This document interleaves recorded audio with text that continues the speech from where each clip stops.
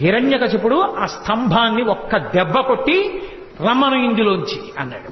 అలా అనడం ఏమిటి? పెటపెట చటచట చప్పుళ్ళొచ్చి ఆ స్తంభం బద్దలైపోయింది. బద్దలైపోయి అందులోంచి ఒక్కసారి విస్ఫులింగములు పైకొచ్చి పెద్ద కాంతి మండలం ఏర్పడి కన్నులతో చూడడానికి వీలు కానంత భయంకరమైన తేజస్సు ఒకటి బయటకు వచ్చింది. ఆ తేజస్సులోంచి పట్టుపుట్టం కట్టుకుని స్వామి నిలబడ్డారు. భయంకరమైనటువంటి గర్జన చేస్తుంటే ఆయన పాదములు తీసి వేస్తుంటే ఆయన యొక్క వేగాన్ని ఒత్తిడిని తట్టుకోలేక 1000 పడగలున్నటువంటి ఆదిశేషుడు సార్వభౌమము మొదలైనటువంటి దిగ్గజములన్నీ కూడా భూమి యొక్క బరువుని ఓర్చలేక తలలు వంచేసాయి. ఆయన పాదములలో చక్రరేఖ, శంఖరేఖ, పద్మరేఖ, నాగలి, అమృతభాండము మొదలైనటువంటి దివ్యమైన చిహ్నములు కనపడుతున్నాయి.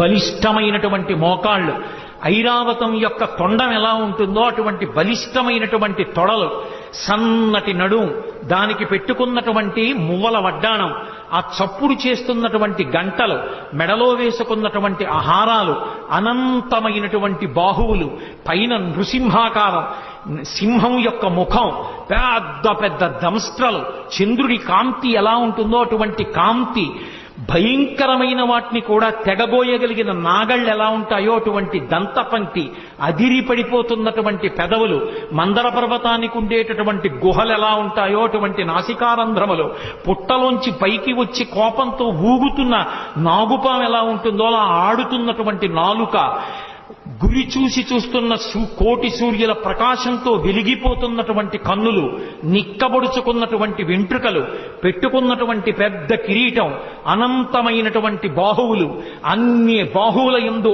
ఆయుధములు పట్టుకుని మహానుభావుడు అడుగు తీసి అడుగు వేస్తూ వస్తూ పెద్ద గర్జన చేస్తూ తల ఇలా ఊపితే ఆ కేసరములు తగిలి